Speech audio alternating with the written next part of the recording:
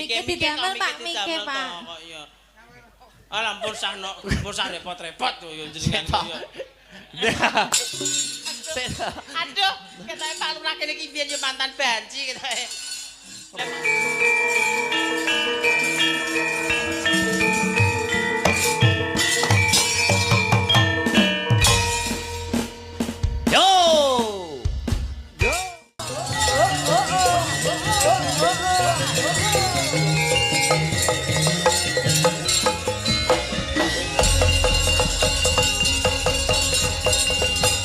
Wilujeng dalu Mbak Aulia. Wilujeng dalu Mas Akbar. Wilujeng dalu Mbak Ranger. Wilujeng dalu Mas Akbar. Ah, iki lho wis berdirikan sini Astabrata. Tenan. Iki mau ya karo Pak Lurah pun diparingi nyeket. Alhamdulillah. Matur suwun sik Nduk karo Pak Lurah. Matur nuwun nggih Pak. Mugi-mugi Pak Lurah tambah sehat. Amin. Rezekine lancar berkah barokah. Amin. Tahun ngajeng nanggap malih. Amin. Mengke kalih kula nggih Pak, mungkin kalau dijak malih. Sabar.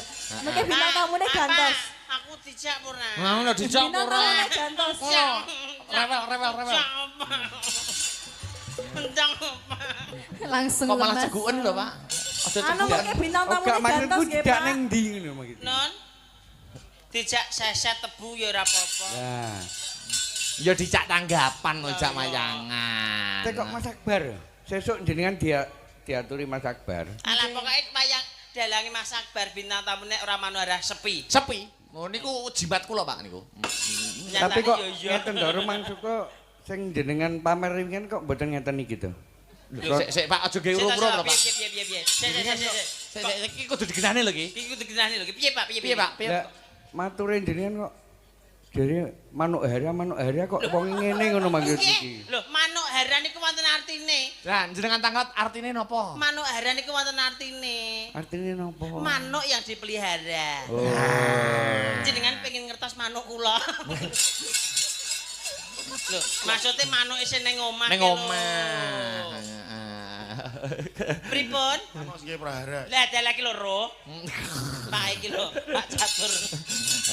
Ayo nduk Podang kuning ya. Podang kuning pamundutanipun. Anu sik langgam sik wae. Sik. Apa Kula ya, badhe Piye? tangkel Pak Lurah. Tanglet to. Pak Lurah ngapunten, menika Ah. Pak Catur kalih Pak Talun ngaten Pak mawon. Talun menika kok diunggah niku badhe diken napa? Sik mike. Mike didamel Pak Mike Pak. Kok ya. Alah pun sah repot-repot tuh yo jenengan yo. Aduh, ketoke Pak Lurah kene iki biyen yo mantan banci ketoke.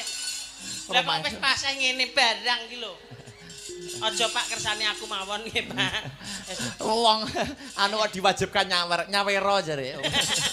Nyawero to. Ora ngoten lho, Pak. Oh jenengane. Tiang seni niku mboten angsal lek perkara dhuwit niku. Saru ya, Pak. Saru nggih. Luwih saru neh nek ora nyawer. Nah, pilo. Yo pedang kuning. Nggih podang kuning lho, ayo. Buka lho. celuk anu langgam sik. Langgam sik. Yo. Monggo Mbak Aul Dipun bawani mboten nggih. langsung mawon. Langsung mawon. Wes lak ning. Ayo, heeh. Yo. Esuk awan ning omah wis ora kerasan. Ayo yo. Kan goleki sing tak sayang. Mboten momping pikiran. Hei. Ora krasa esuk awan nganti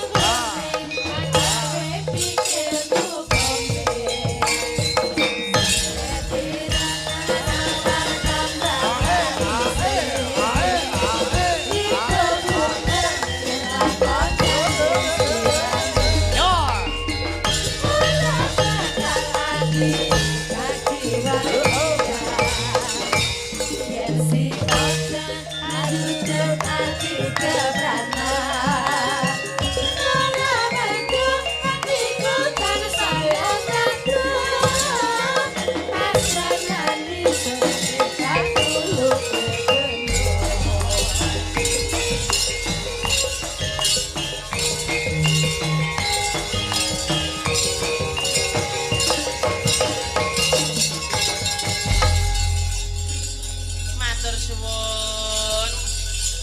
Pripun Pak sampun? Dalam?